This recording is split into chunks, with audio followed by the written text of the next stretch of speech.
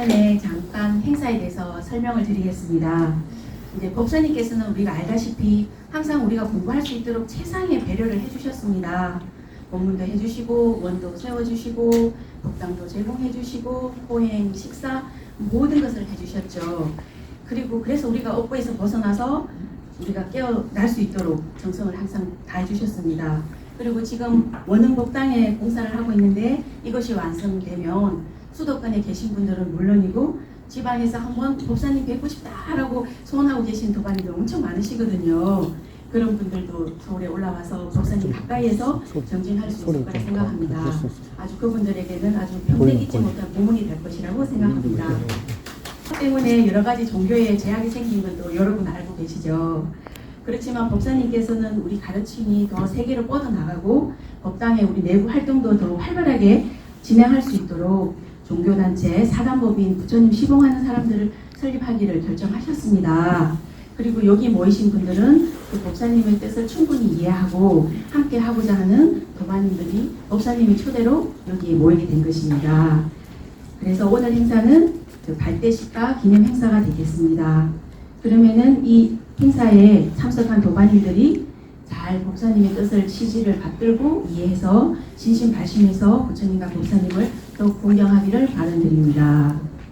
그러면 식순을 잠깐 설명드리겠습니다. 먼저 법사님의 말씀 본문이 계시겠습니다.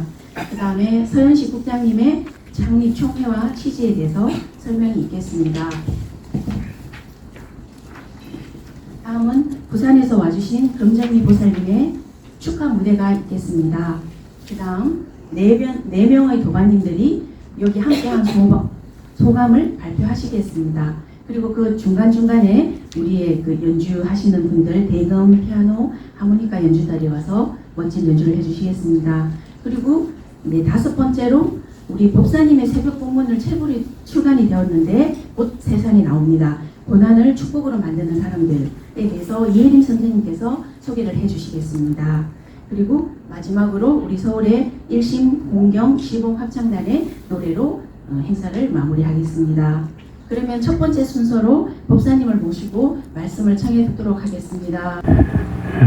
그 백 선생님께서 아마 꽤 오래됐습니다. 한 50년 전, 60년 전에 수안보 물로 목욕을 하면은 업장이 소멸될 것이다, 이런 말씀을 하신 적이 있었습니다.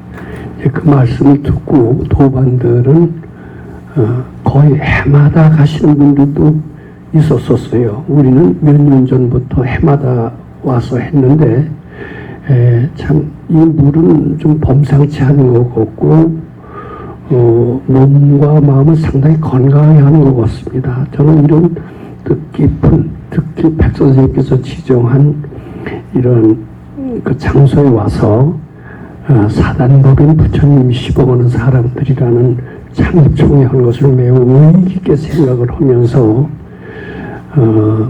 이 창립총회에 관한 느낌을 우선 좀 말씀드려보고자 합니다.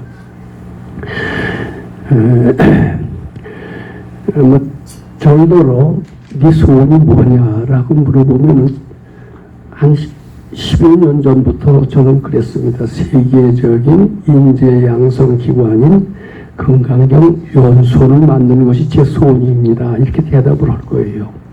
근데 그 소원을 가지게 된 이유가 있다면요, 제가 참 100번 말씀드렸습니다만 병약하고 무능하고 무지하고 소견은 아주 좁고 참 제가 수도라는 과정, 선지식을 만나지 않았다면 참 고달프게 살다가 오래 살지도 못하고 세상을 떠났을 것 같은 생각이 많이 듭니다.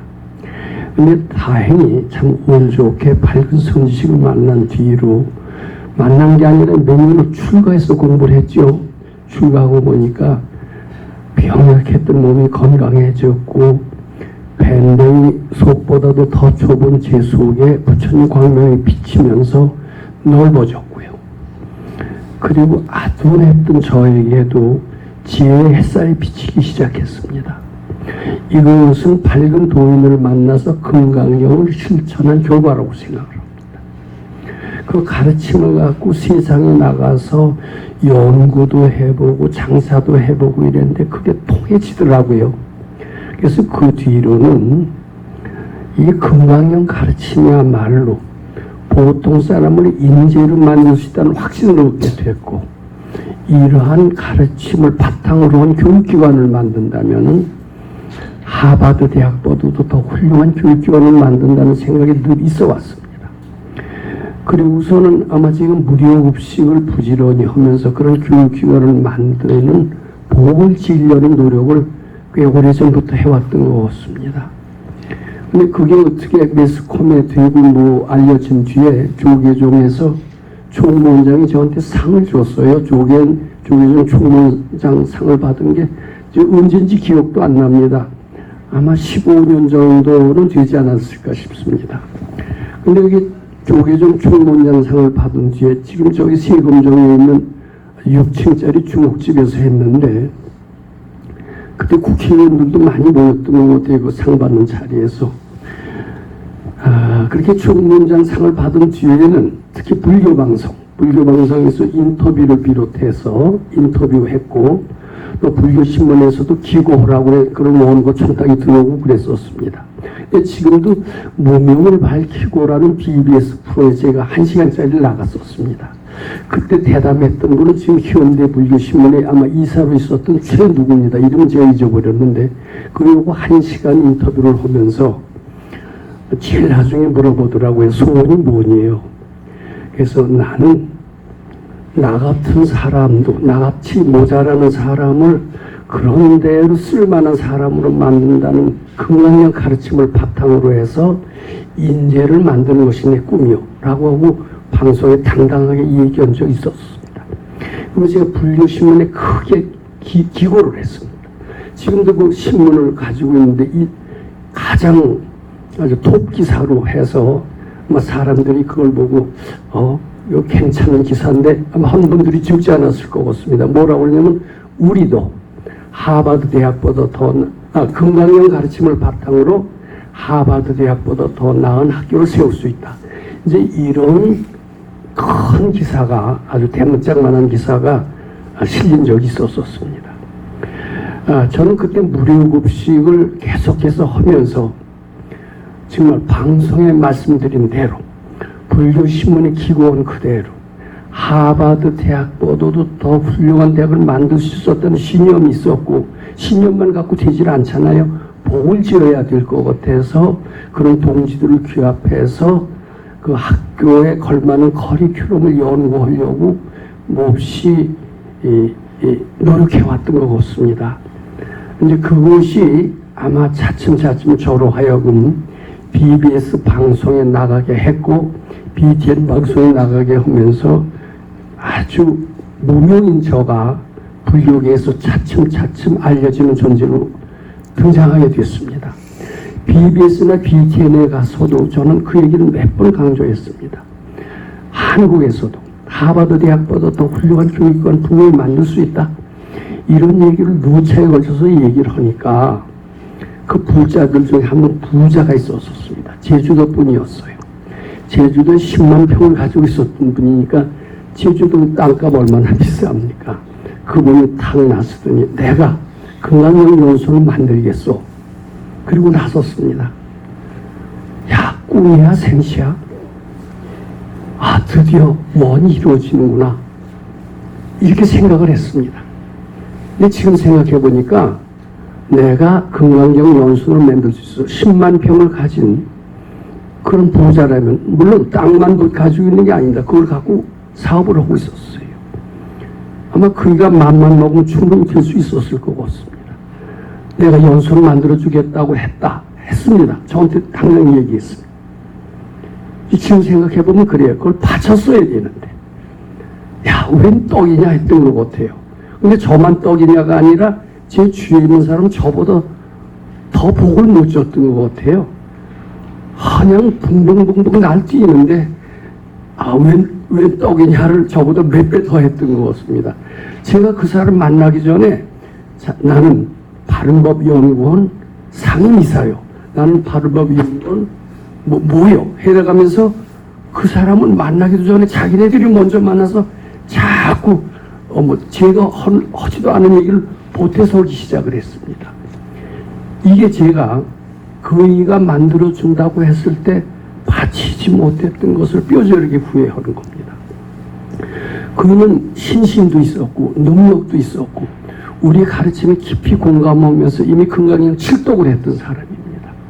아마 그 사람이 마음을 변치가 않았다라면은 저는 지금쯤은 한참 기초공사가 이루어지면서 세계적인 교육기관, 건강경연수원이 어느 정도 이루어질 그런 단계에 와 있으리라고 저는 상상을 합니다. 지금도 생각해보면 웬 떡이냐 해야 돼요. 바쳐야 돼요. 바치지 못한 것을 이제 뼈저리게 후회하고 있습니다. 예, 결국은 그이는 가만히 우리들의 모습을 보니까 너무 바라기만 하고 해놓은 게 하나도 없어요. 그리고 자기한테 100% 의지하고 돈도 네가 내고 아이디어도 네가 내고 운영도 네가 되고 이러는 우리의 박복한 심리를 아마 읽었던 것 같습니다. 왜냐하면 저는 그래도 좀 바칠 줄 알죠. 제 옆에 있는 사람은 바칠 줄도 모르면서 웬 떡이냐 하는 그 사행심리, 이것이 결국은 그이로 하여금 이런 사람들한테 투자할 가치가 없다라고 아마 느끼게 했을 거로 저는 생각을 합니다. 결국은 우리가 열심히 준비해서 소책자도 만들고 건강경 연수원의 설립의 꿈을 그 연세대학에서 해갖고선 한 2시간 동안 세미나를 해보고 참석했던 사람도 있었을 것 같습니다. 근데 그 전모를 제가 잘 압니다. 아마 그이는 충분히 할 수 있는 재력도 있고 능력도 있는데 결국 안 된 것은 그이는 이런저런 핑계대고 결국 안 했습니다만은 우리가 하도 받아들여질 준비가 안 됐고 너무 바라기만 했고 그리고 모든 점에서 본력이 부족한 것이 그런 결과를 자초하지 않았나 저는 이렇게 생각을 합니다. 저는 그 사람 지금 원망할 생각 없어요. 우리가 너무 받아들여질 준비가 부족했다. 들뜨기만 했다. 의지의 마음, 도덕의 마음을 그대로 가지고 있으면서 저는 하나도 안 하면서 그 사람하고는 다 밥 먹여주기를 바라는 그 마음이 결국은 그 일을 못하게 했다라고 생각을 합니다. 저는 지금 서가열애 같은 분이 딱 나타나서 그래 네가 바라던 건강경 연수원 내가 다 지어주겠다. 돈이 얼마가 필요하냐. 그런데 이건 네가 운영해야 될 거지. 어떤 방법으로 운영할 거냐. 그리고 어떤 방법으로 유지해 나갈 것이냐. 그리고 한 번이라도 시도를 해봤느냐. 이렇게 물었다고 칩시다. 저는 거기에 대해서 지금 자신 있게 대답할 그런 준비가 안 됐습니다. 자신 있게 할 준비도 안 돼 있으면서, 즉 받아들여줄 준비가 안 돼 있으면서 지금도 무슨 큰 세계적인 인재 양성 꿈을 가지고 있는 교육기관을 원을 세운다라는 것은 이건 앞뒤가 안 맞는 거예요. 제가 그래서 느낀 게 있습니다. 이제는 받아들여줄 준비를 하자. 바라기보다도 먼저 시뮬레이션, 우리가 먼저 한번 해보자. 작은 건강경 연수원부터 먼저 한번 해보자. 그리고 누가 준다고 해도 얼른 받지 말고 아니요. 아직 우리가 받아들일 준비가 안 돼서 이미 작은 것이라도 우리가 해서 어느 정도 성공한 뒤에 그때 가서 얘기를 하겠어. 이런 마음의 자세를 갖는 것이 더 바람직한 연수원 설립의 용심이 아닌가 이렇게 생각하게 됐습니다. 저는 그래서 지금부터 5개년 계획을 세웁니다. 저는 외부의 별 도움을 받지 않는다 하더라도 5년 후에는 아마 우리가 지금 원흥법당도 어느 정도 유지하고 있으면서 한 50억이라는 현금을 마련할 수 있을 것 같습니다. 50억 갖고 세계적인 인재양성 교육기관을 도저히 만들 수 없습니다. 저는 50억을 가지고 바닥 면적 한 100평, 한 500평을 지어서 서울에 원흥법당을 두고 거기 수련장으로 쓰면서 미니 건강경 연수원을 한번 만들어 볼 생각입니다. 그리고 아니, 지금이 아니에요. 5년 후에요. 그리고 우선 알차게 한번 운영을 할 겁니다. 그리고 확실한 그림을 그리는 연습을 할 겁니다. 그리고 누가 준다고 해도 사양할 수 있는 영역을 키울 겁니다. 그래서 우리가 확실한 자신감을 가지고 확실한 그림을 그려질 때 하늘은 스스로 돕는 자를 돕는다는 그 말씀처럼 그때도 제주도 그런 부자가 나타나서, 제주도 부자가 아닐 수도 있죠. 서울 부자면 더 좋죠. 그런 부자가 나타나서 아마 시도를 분명히 할 겁니다.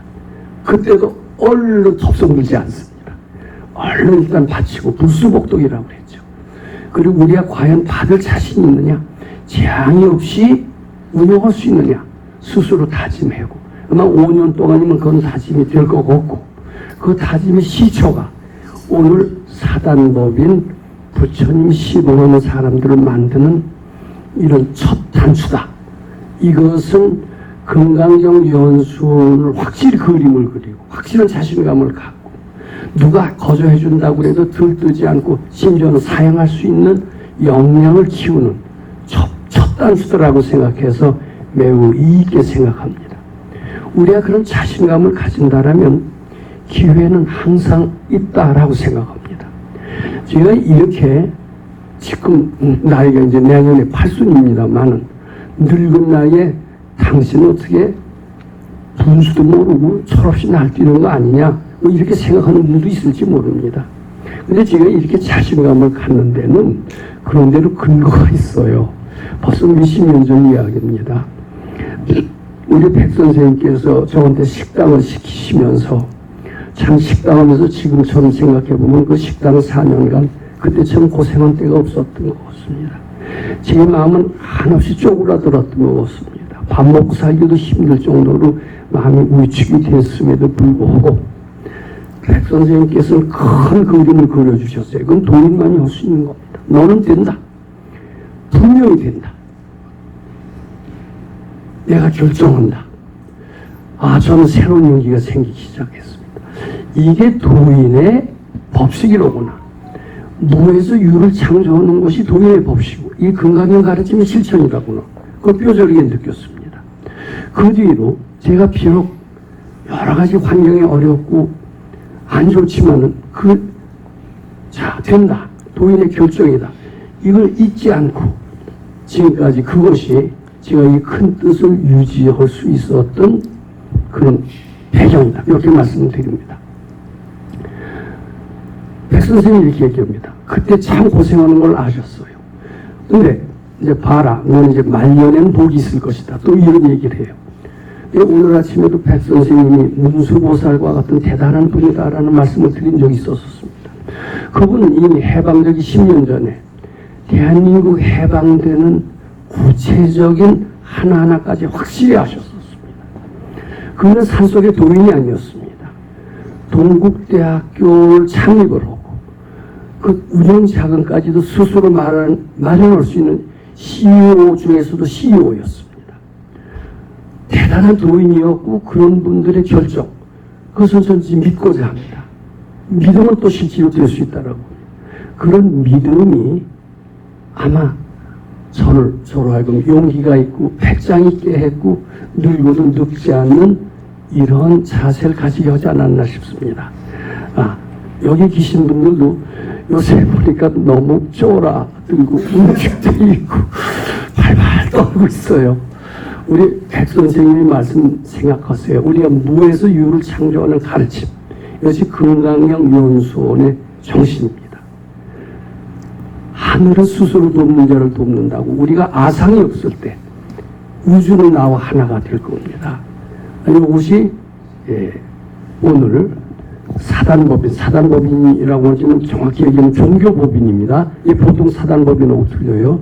종교법인을 해야만이 우리가 뻗어나갈 수 있을 겁니다. 그 구체적인 내용은 소연식 국장이 아마 설명하실 겁니다. 우리 이제 쫄지 말고요. 희망과 용기를 가지고 큰 뜻을 가지고 반드시 이뤄내는 그런 일을 한번 해보자고 제가 여기서 말씀드립니다. 법사님 좋은 말씀 감사합니다. 법사님의 미래의 큰 비전 금강경 연수원이 세워지도록 우리 부처님 시봉하는 사람들도 함께 뜻을 모으고 원을 세워야 할 것 같습니다. 감사합니다. 다음은 최현식 국장님의 사단법인 부처님 시봉하는 사람들의 창립 취지와 구체적인 내용 설명이 있겠습니다. 네, 국장님 부탁드리겠습니다. 그러니까 늘 오직 부처님 시봉하는 마음으로 사무국장 소임을 수행하고 있는 서현식입니다. 인사드리겠습니다. 오늘 우리 업장 많이들 녹이셨습니까? 네. 정말 이런 자리를 마련해 주시는 스님을 모시고 있는 절이 과연 우리 대한민국에 몇이나 될까요? 우리 법사님께서는 늘 이렇게 우리 부관님들을 늘 아끼고 사랑하시고 믿고 항상 또 이렇게 용기를 북돋으시는 정말 선지식 중에 선지식인 것 같습니다. 여러분 법사님께 감사의 박수 한번 다시 부탁드립니다.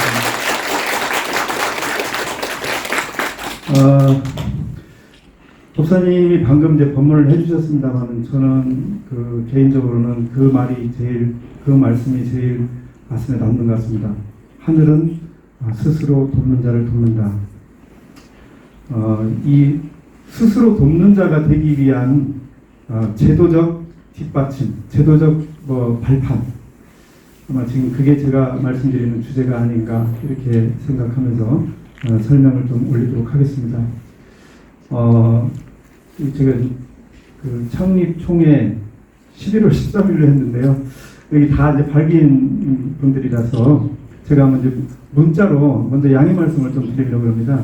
문자로 이렇게 제가 통지를 하면 되는 줄 알았어요. 그랬더니 그 행정사분하고 어제 얘기하는 도중에 문자로 한 건 안 된다. 등기로 이렇게 발송한 기록이 있어야 된다. 그래서 그것도 7일 전에 받아볼 수 있도록 그게 발송이 돼야 된다. 그래서 따져보니까 11월 3일날 하면 안 되겠더라고요. 그래서 다행히 거기다가 일자만 하나만 써놓으면 될 것 같아가지고 11월 13일로 했다 이런 말씀을 드리고요. 차질 없이 여기 진행이 되도록 이렇게 하겠고요. 이렇게 선뜻 응해주신 데 대해서 감사드립니다. 한번 넘겨주시죠. 추진 배경을 좀 설명드리는 것이 아마 제일 중요한 부분인 것 같습니다. 왜 우리는 조직 단체를 만들지 말라 이렇게 말씀하신 우리 백 박사님 가르침에도 불구하고 이 단체라는 것을 설립할 수밖에 없는가, 여기에 대한 이해가 굉장히 중요한 것 같습니다. 지금 제가 설명드리려고 하는 이것의 이 내용을 딱 4글자로 줄여봐라 그러면 저는 착의지발이다 이렇게 우선 말씀을 드리고 싶습니다. 우리 금강경 1분에 보면 부처님께서 착의지발 하시고 이제 밥때가 되면 나가시지 않습니까? 우리 법사님께서 법문해 주시기를 착의지발이라 하는 것은, 이것은 착이라는 것은 하나의 사회생활, 사회에서 지키고 있는 법도를 부처님이 거기에 맞춰주시는 것이다. 또 지발이라고 하는 것은 육신을 가지고 계시니까 부처님도 최소한의 경제생활이라는 게 없을 수가 없죠. 그래서 결국은 지발이라는 것은 경제생활을 이렇게 한다는 것의 모범을 보여주시기 위해서 부처님께서 가만히 앉아 있으셔도 누가 그 탁발에다가 갖다 안 바치겠습니까? 부처님께서 평생을 착의지발 하시고 이렇게 사회에 나가셔서 경제활동도 하시고 이렇게 하신 것은 우리들에게 너희들도 그렇게 살아라 이렇게 말씀하신 게 아닌가. 지금 이 시대의 착의지발이라는 것이 우리 바른법연구원의 입장에서 보면 가장 중요한 것 중에 하나가 이 사단법인을 종교법인을 창립하는 것이다. 이렇게 아마 목사님께서 속뜻이 그 뜻이 아닌가 저는 그렇게 짐작해봤습니다. 자, 한번 설명을 드리면요. 왜 이게 이제 그 착의지발하는 조처가 될 수밖에 없느냐. 우리 현대 사회는 제가 만든 말입니다. 그냥 법률 사회다 이렇게 한번 규정을 해봤습니다. 여러분 가만히 생각해 보십시오. 아침에 일어나서 눈 뜨고 나와가지고 저녁에 들어가서 눈 감고 잠들 때까지 우리가 한순간이라도 법률이라는 거에서 떨어져서 살 수 있는지. 아마 우리가 아침에 나가서 저녁에 들어올 때까지 어떤 그 뭐 신문에 보니까 CCTV 한 8,000번을 찍힌다고 그럽니다. 그런데 마찬가지로 우리가 하루 이렇게 나가서 전철 타고 뭐하고 갔다 오고 이렇게 하는데 먹는 음식에서부터, 그 다음에 입는 옷에서부터, 신는 신발에서부터, 타고 가는 자동차에서부터, 어디 가서 들어가는 건물에서부터 어디 한 가지라도 법률의 규제를 받지 않는 대상이 한 가지라도 있을까요? 없을 것 같습니다. 우리 노 변호사님도 계시지만 지금 우리 현행 법률이 거의 제가 그때 경위 초임 때 그때 배웠던 게 2만 몇 개인가 된다고 들었거든요. 우리가 먹는 음식도요, 이게 법률에 의해서 규제받는 농사 짓는 분이 농사 그 법대로 지어가지고, 그 다음에 법률에 의해서 규제를 받는 유통 환경을 거쳐서, 법률에 의해서 규제받는 식품 영양 과정을 거쳐서 우리 입으로 오게 되어 있습니다. 거기 우리가 쓰는 숟가락도 이것도 뭐든지 하나라도 이게 법률의 규정에 의해서 만들어지지 않는 것이 하나도 없습니다. 잘 아시다시피 자동차, 전철, 우리가 타고 다니는 모든 이동수단, 또 우리가 쓰고 있는 모든 의류라든지 이런 뭐 건축물 전부 다 이거 어마어마하게 자세하게 촘촘하게 짜여져 있는 법률 구조 속에서 이게 만들어지고 있습니다. 그러면 이런 그 법률의 바닷속에서 우리가 지금 살고 있는데, 옛날에는 그냥 자연적 행위로만 느껴졌던 거, 산에 가서 뭐 이렇게 내가 좋으니까 굉장히 이쁘다, 저 이렇게 식물을 하나 채취한다든지 돌을 하나 뜨든지, 이거 다 지금 법에 규제받습니다. 그 정도로 지금은, 옛날에는 그냥 자연적 행위로만 여겨졌던 것들이 지금은 대부분 법률적 행위다. 이렇게 이해하시면 큰 대과가 없을 것 같습니다. 지금 이런 세상에 살고 있기 때문에 부처님께서 그 사회를 인정하시고, 수행자로서는 뭐 이렇게 뭐 옷을 입든 안 입든 상관이 없지만, 그래서 사회에 나가서 그 탑발을 하실 때는 사회에서 그 지켜달라 하는 그 의복을 입으셨지 않습니까? 그런 것처럼 우리도 결국 그걸 입어야 된다. 이렇게 생각을 합니다. 다음 한번 넘겨줘 보시죠. 마찬가지로 지금 말씀드린 겁니다. 종교 활동 역시 법률에 지금 통제라고 되어 써놨는데, 통제보다는 지금 생각해 보니까 어떤 규율, 규제, 이게 더 맞는 용어인 것 같습니다. 종교 활동 역시 그런 법률의 규율, 규제 하에 있는 행위다. 그래서 뭐 개인의 종교 생활이야 자유겠지만 마음속으로 하는 거야. 이것이 몸을 통해서 밖으로 표출되는 것, 더군다나 여러 사람이 공동으로 하는 종교 활동은 이거는 각종 유무형의 법률적 규제를 안히 받을 수 없다. 그래서 이런 각종 이제 기본적인 그 법률 체계가 이 종교 단체에 대해서 종교 활동을 여럿이 하는 것에 대해서는 그 법인격을 부여해서 어떤 종교 법인 설립돼서 하는 것만 의미 있는, 법률적으로 의미 있는 종교 행위로 인정해 주는 게 지금 우리 사회의 법입니다. 그리고 그 가장 통제하는 게, 지금 가장 통제하기가 중요한 통제가 뭡니까? 경제적 통제입니다. 이 돈을 통제하는 것으로 해서 결국 모든 사회가 다 통제가 되지 않습니까? 여기서 보니까 저도 뭐 여기 들어와서 사무국장 소임 맡고 나서 이것저것 붙이다 보다 알게 되는데, 이런 세무, 각종 그 법인세법에 의한 세무 행정에서도 이 종교 법인을 특별하게 대우를 해주는데, 그것이 여러 가지 조건에 의해서 이렇게 돼 있다.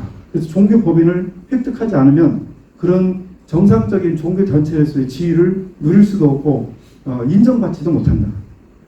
이런 것을 알게 됐습니다. 그래서 결국은 기본적인 종교 활동을 위해서 우리에게 법인격이라는 것이 필요하다.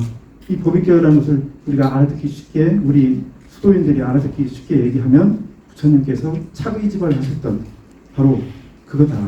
그래서 부처님이 사회생활과 경제생활을 차의지발을 통해서 가르쳐 주셨듯이, 이제 우리 현대 사회에서 부처님이 차의지발을 하시는 것은 우리 현대 사회에서는 종교 법인을 제대로 설립해서 거기를 통해서 투명하고 이런 깨끗한 종교 활동의 틀을 따라서 하는 것이다. 저는 그렇게 이해를 해봤습니다. 다음. 이렇게 이제 종교 법인을 설립을 하게 되면 어떤 효과가 그럼 있게 되느냐? 지금 좀 아까 말씀드렸습니다만 독립된 법인격으로서 우리가 정상적으로 인정을 받게 됩니다. 우리가 인격 그러면은요, 우리가 뭐 보통 생각할 때는 우리가 통용하는 거는 뭐 사람이 인격이 좋다 이거지만 법률 용어로 인격이라고 할 때는 하나의 독립된 주체로서 권리와 의무의 주체가 될 수 있느냐 없느냐 하는 자격을 말하는 겁니다. 자격.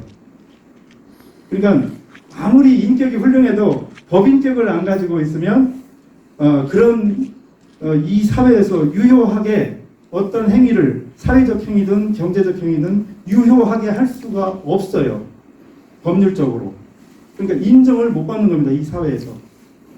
그래서 부처님께서 저작거리에 나가실 때는 수행자지만 옷을 이렇게 차려입고 나가셨던 것처럼 우리도 법인격이라는 이 의복을 입어야 된다. 예.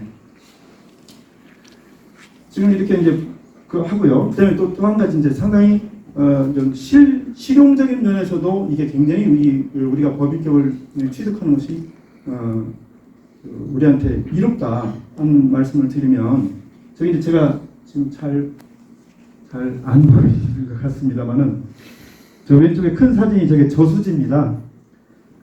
저수지고요. 오른쪽에 저 새싹이 있는 것은 저게 이제 농사 짓는 것을 제가 표현한 거고요. 그 다음에 공장 표시도 있고 저 밑에 생수 표시도 있습니다. 제가 예를 들어본 겁니다. 예를. 농사를 짓는 데는 농업용수가 필요하죠. 예. 그래서 그거는 이제 그 농업용수만 이렇게 받아서 이렇게 할 수 있게 그 농업용수 공급 체계가 또 따로 있습니다. 우리 보면은 여러 가지 좀 수자원관리공사라고 있어가지고요. 여러분들은 잘 모르실지 모르지만 이 농업용수 공급 체계, 수급 체계가 다 있습니다. 그리고 공장이 있죠. 공장은 또 공업용수를 받아야 돼요. 이 공업용수도 마찬가지로 별도의 체계에 의해서 수급 체계가 이루어지고 있습니다. 그럼 같은 물에도 다 이게 달라요. 그죠? 그 다음에 생수가 있죠. 생수도 이것이 별도의 공정에서 아주 딱 정해진 거에서 이렇게 해가지고 이것도 공급과 유통이 이루어지게 되어 있습니다. 이게 다 달라요. 이 같은 물이지만 이게 다릅니다. 그래서 이건 무슨 얘기냐면 굉장히 이건 개별적이고 아니 뭐라고 제한적이고 어떤 그 좀 특수한 물들이죠. 공업용수, 농업용수, 생수 그렇잖아요. 그래서 우리가 지금 보면 우리가 사회복지법인을 가지고 있고 또 재단법인을 가지고 있습니다. 이거는 제가 볼 때는 저 공업용수나 생수 뭐 이런 데 비유할 수가 있을 것 같아요.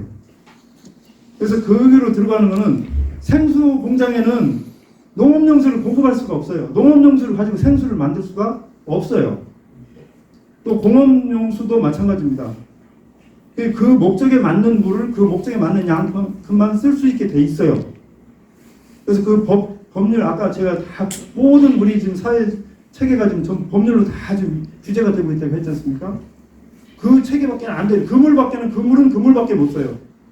이렇게 돼 있어요. 그래서 우리 지금 우리가 가지고 있는 복지법인이라든가 재단법인은 이렇게 용도가 제한되어 있는 분야다. 그런데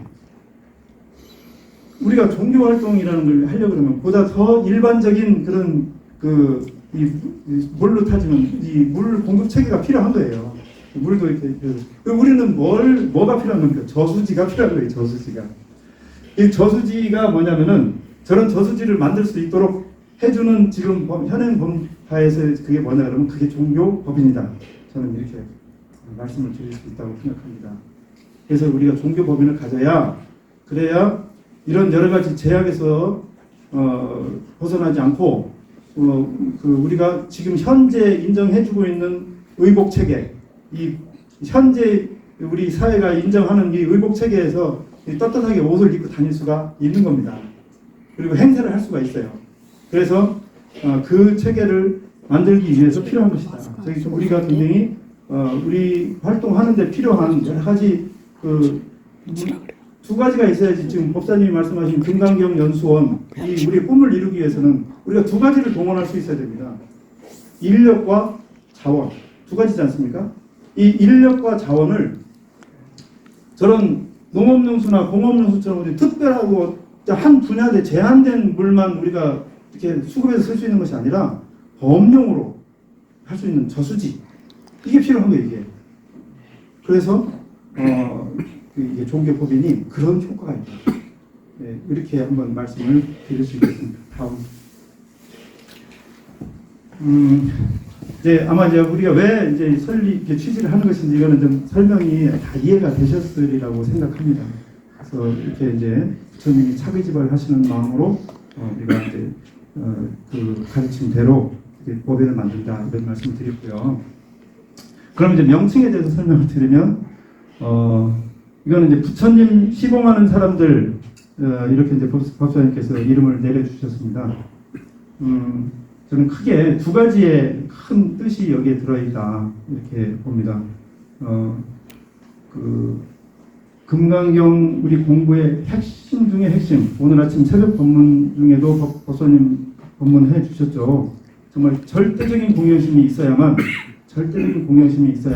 우리는 깨우침으로 갈 수 있다 이렇게 말씀해 주셨는데, 그 공경심 정말 우리 가르침의 핵심 중에 핵심이라고 생각합니다. 그것이 우리의 타단법인 명칭의 표방이 되어야 되겠다. 그래서 저기 시봉하는 이런 그 말에, 부처님 시봉한다는 그 말에 바로 그 절대적인 공경심이 들어가 있다 이렇게 말씀드릴 수 있고요. 사람들 이렇게 하셨잖아요. 목사님께서 사람들, 누구 한 사람이 뭐 저기 되는 것이 아니라 또 뭐 여기에 무슨 위계 질서가 있어가지고 뭐 높은 사람만 중요하고 이런 게 아니라 여기는 위계도 없고 저기도 없다. 오로지 전부 다가 위계 질서보다는 평등과 조화 속에서 개개인의 수행 의지를 계속 이렇게 복두어 나가는 그런 평등 정신, 조화 정신, 이게 이제 그 사람들이라는 문구에 농축이 되어 있다 이렇게 말씀을 드릴 수 있겠습니다. 다음. 그래서 이제 여기 계신 분들이 여기에 다 사실은 동의를 해 주셔야 되는 겁니다. 설립 취지에 대해서. 그래서 이제 제가 설명을 좀 드리면은 이게 굉장히 많아서 여러분 좀 복잡하게 느껴질 텐데, 첫 번째는 이제 이 법사님께서 이제 취지를 이렇게 이제 저기를 내려주셨는데요. 제가 볼 때 첫 번째는 비전입니다. 우리가 이루고자 하는 먼 목표, 그러니까 최종 목표, 이것을 비전이라고 할 수 있고요. 그걸 위해서 이제 이뤄야 하는 좀 눈에 보이는 구체적인 목표, 두 번째는 목표고요. 그 다음에 이제 그걸 하기 위해서 우리는 어떻게 실천해야 되겠는가, 어떤 실천 강령이라든가 우리 수행 방법 이런 것을 3번이 되겠습니다. 그리고 우리만 잘해서 하자는 게 아니잖아요. 이게 지구상의 모든 사람들이 이 훌륭한 가르침을 우리랑 똑같이 받아서 지녀서 이 어마어마한 혜택을 같이 누릴 수 있도록 해야 되겠다. 그런 것에도 우리가 힘을 써야 되겠다. 그래서 네 가지, 그렇게 네 가지라고 보시면 됩니다. 이것을 여러분들 자료를 다 지금 나눠드렸기 때문에 제가 일일이 읽는 것은 의미가 좀 없다고 생각하고요. 그 앞에 있는 자료를 참고해 주시면 되겠습니다. 다음. 사원 구성, 이제 이게 회원으로 고치라고 하셨는데, 원래 이제 그 행정적 용어는 사원인데 법률적 용어는 회원입니다. 우리 회원들은 어떻게 이제 구성을 하셨냐면, 원칙은 이거예요. 이게 워낙은 우리가 이런 그 조직하고 뭐 단체 만들고 이런 것을 법사님께서 금하셨기 때문에 그야말로 우리가 부처님이 밥때가 돼서 나가실 때만 이렇게 좀 사회적 이런 경제적 이런 그 모범을 보이셨던 것처럼 우리도 그렇게 할 수밖에 없으니까 이 사회에 맞추어서 하되 최소한에 그친다. 이게 법사님의 첫 번째 원칙입니다. 이제 그러면은 어떤 사람들로 그러면 그렇게 하겠느냐? 여기 첫째는 공경심과 수행의지가 수처심과. 또 법당 일에 헌신적으로 기여하시는 분, 훌륭한 수행력이나 또 이렇게 사회 여러 가지 성실한 그런 또 생활을 통해서 사회적으로도 인정받으신 분, 그다음에 이런 추진 배경과 설립 취지를 충분히 이해해서 앞으로 여러 가지 이 단체를 만들면 제일 문제가 뭐냐면은 이 안에서 분란과 갈등이 생기는 거거든요. 예. 그것이 생기지 않을 수 있는 그런 훌륭한 분들로만 좀 제한적으로 하자. 그래서 법이 요구하는 게 30명이에요. 30명 이상인데, 근데 지금 이게 법사님들이 그러시다 보니까 이건 좀 초과할 수도 있다. 그래서 지금 30명, 40명쯤 되는 거죠. 40명. 여기는 이 법의 규정이 그렇습니다. 최소한 회비 그 납부가 있어야 되고요. 그 회비를 나는 얼마 내겠다. 이것이 다 그 이제 명부에 다 적도록 되어 있습니다. 근데 목사님께서 이거는 딱 정해주셨어요. 얼마 저기 하느냐. 행정사 사무실에 물어보니까 2만 원 내지 5만 원 되든다 이거예요. 그래서 그거는 그래서 그렇다 그러면 2만 원. 2만 원 딱 2만 원만 하라. 목사님 지침입니다. 왜냐하면 우리가 정말 이 사회 법에 맞출 수밖에 없어서 하는 것이지 우리의 기본 정신은 무주상 것이다. 근데 이 법이 원하는 바에 최소 요건만 갖추는 것이 중요하시지 이걸 통해서 무슨 여기 우리 저기 운영 자동을 이 회비를 통해서 하는 그런 것은 절대 아니다. 이런 취지입니다. 그래서 기본적으로 가장 지금 현재에서 가장 최소가 얼마냐? 2만 원이다. 2만 원인데 만약에 지금 여기서 제가 이제 행정적으로 말씀을 드리면 만약에 심의 과정에서 이거 안 된다. 뭐 3만 원 올린다. 그러면 3만 원이 될 수도 있다. 이거는 좀 이해를 해주셨으면 하고요. 어쨌든 기본 정신은 박사님께서 최소를 하고 모두 다 같은 금액으로 평등하게 부담이 없는 수준에서 해야 된다. 부담이 없는 수준에서 그렇게 말씀 주셨다는 것을 말씀드리고요. 근데 이제 그 심사 과정에서는 제가 행정사하고 얘기를 해보니까 이 단체가 이러이러한 정도의 뭐 재산 규모를 가지고 있고 이 법사님께서 이번에 원흥법당을 이렇게 종교법인에다가 희사해 주시기로 하셨거든요. 이 사진 구성은 이렇게 되어 있습니다. 이거 뭐 아까 말씀드린 그 사원의 그 선발 규칙, 선발 기준하고 같습니다. 같은데 이제 좀 그 중에서도 이게 좀 더 모범적이신 분들을 이렇게 선정을 했다는 말씀을 드리고요. 우리 정복석 선생님을 한번 많이 모시려고 했었는데 외국에 계셔서 그래서 이거 좀 이 사진은 임원진은 이렇게 좀 준비 서류가 많습니다. 인감도장도 내주셔야 되고 뭐 인감도장인데 인감도장을 저기 맡기시는 게 조금 어려우실 수도 있을 겁니다. 이사님들은 맡길 수 있는 분은 저를 믿고 맡겨주시고요. 그렇지 않으면 제가 서류가 다 이게 저희가 청약 서류가 다 되고 나면은 쭉 인감도장 찍어야 될 부분이 있어요. 아니 다른 그냥 그 사원들은 그냥 막도장을 내주시면 돼요. 막도장. 왜냐하면 또 우리가 가지고 있으면서 매일 또 이렇게 모여가지고 다 도장 찍으라고 이렇게 할 수가 없는 그런 형편이 늘 있기 때문에 이제 회의를 진행하고 그 결과 다 듣고 나면은 바로바로 회의록 만들고 해주기 때문에 그 이제 막도장을 우리가 보관하고 있을 겁니다. 근데 이사님들하고 감사님은 인감도장이 있어요.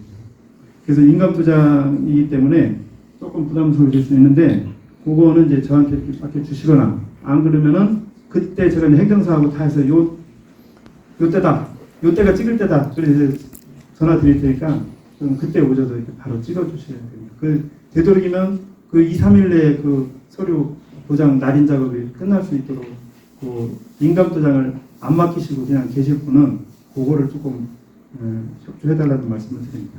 그다음 사업 추진 계획입니다.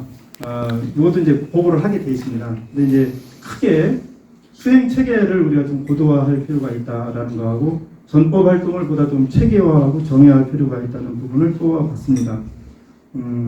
지금 뭐 여러 가지 수행 체계도 지금은 이제 우리가 초기 단계라도 보니까 이제 뭐 초심자하고 뭐 이게 다 하는데 일종의 초심자는 조금 초심자에 대한 프로그램, 또 뭐 중급자 이상 프로그램 이런 식으로 한번 단계화해서 좀 그걸 더 효율성을 기할 필요도 있지 않겠는가 이런 생각도 해봤고요. 그렇게 하기 위해서는 수행 지도 인력의 양성이라든지 어떤 운용이라든지 이런 것도 좀 더 효율화하는 방안이 필요하겠다. 그래서 앞으로 이제 여기에서 좀 전담해 주시는 분들이 생기면 이런 부분에 대해서 한번 좀 해주셨으면 합니다. 그 다음에 전법 활동, 포교 활동이죠. 포교 활동의 체계화 이런 것도 필요하다. 그래서 전국적으로 이제 좀 지역 법당을 이제 확산해서 명실상부한 전국 조직으로 우리가 좀 새로 태어났으면 좋겠다는 생각이고요. 그 이후에는 또 우리 국내뿐만이 아니라 전 세계 전파를 목표로 해서 효과적인 해외 전략, 해외 선교 전략도, 포교 전략도 우리가 좀 수립해야 되지 않나. 그렇게 하기 위해서는 금강경 연수원 설립이라는 것을 고리로 해서 백성욱 박사 교육문화재단하고도 긴밀히 연대해서 이렇게 나가는 방향을 취해야 한다고 봅니다. 다음. 또 봤을 때 우리의 비전은 전 세계 모든 사람들이 금강경 공부를 잘해서 재앙을 축복으로 만들어 부처님 시공 잘하고 건강한 사회인이 되는 것이 우리의 비전이고요. 그 중심에 바로 우리 부처님 시공하는 사람들이 함께하며 무한한 행복의 향기를 나누는 것이다. 이렇게 우리의 비전을 한번 생각을 해봤습니다. 그 다음 정말 중요한 부분인 것 같습니다. 맨 앞에 굉장히 중요한 말씀을 드렸고요. 이 부분도 굉장히 중요하다고 생각합니다. 조직에 임하는지, 조직이라는 걸 이제 하지 말라고 하셨는데, 제가 말씀드린 것처럼 현대 이런 법률 환경이 워낙 이렇게 촘촘한 법률 환경에서 우리가 살아남아야 하다 보니까 할 수 없이 불가피하게 하지만, 조직을 하지만 그것에 임하는 우리의 자세가 굉장히 중요하지 않겠는가 이렇게 생각을 해서 이것도 역시 우리 금강경 안에 가르침이 있다 이렇게 생각합니다. 우리가 늘 읽는 금강경 구절 중에 부처님 말씀이죠. 여등비구는 지하설법을 여벌유자니 법상응사원 하황비법이라 하셨지 않습니까? 뗏목의 비유죠. 뗏목이라는 것이 이 부처님 가르침이 뗏목에 비유한 것인데 그 뗏목을 강을 건넜음에도 불구하고 뗏목을 지고 걸어가는 사람은 굉장히 미련한 사람 아니냐 이런 그 부처님 설법을 하셨는데 수단에 목적을 위해서 어떤 수단을 만들어 주셨고 그 수기설법을 해주셨는데 그 수기설법을 가지고 깨쳤으면은 그 다음 단계로 넘어가야 되는데 그걸 계속 지고 가는 사람을 법사님께서 부처님께서 경책하신 것이 아닌가 이렇게 생각합니다. 우리 사단법인, 종교법인을 만들었는데 이것도 마찬가지라고 생각을 합니다. 이 가장 우려스러운 것은 이런 법인을 만들고 해서 조직을 체계화하고 이렇게 하면 정말 이 연불보다는 제법에 관심이 많아지는 그런 회단이 좀 생겨요. 어느 조직이든지. 그래서 우리가 부처님께서 차비지발 하시고 나가셔서 다 차제거리 하시고 돌아오셔서 다 드시고 나면 세조기 하시고 수의발 하시고 세조기 하시고 부자이자 하셨지 않습니까? 이런 마음가짐이 바로 다시 수행자로 돌아오는 거죠. 수행자의 본래 자세로 돌아오는 건데 그것이 정말 필요하다. 우리가 이 법인을 만들지만 할 수 없이 이 법률 환경이 이래서 이 법인이라는 것을 만들고 조직이라는 것을 만들지만 그것은 우리가 여기서 부처님 법을 펼치기 위해서 꼭 필요한 수행을 하기 위해서 꼭 필요한 수단이었을 것에 불과하고 그것이 끝나고 나면 목표를 다루고 나면 반드시 수의발하고 세조기하고 부자이자 하는 그 수행자 자세가 필요하다. 그것을 뗏목으로 알고 버릴 줄 아는 자세가 필요하다. 이렇게 생각합니다. 그래서 이 법인을 만들고 나서 이 법인으로 인해서 잘못된 길로 빠지는 도관들이 나오지 않기를 간절히 바라는 바입니다. 이상 설명을 마치겠습니다. 하나님 감사합니다. 창립 취지와 사업계획, 미래에 대한 비전까지 구체적으로 설명을 하면서 참 잘 설명해 주셨습니다. 앞으로도 부처님과 법사님을 향하는 마음으로 법당을 위해서 봉사해 주시기를 바라드리겠습니다. 다음 순서는 멀리 부산에서 오신 내주 소프라노 금정미 선생님의 축하 음성 공양이 있겠습니다.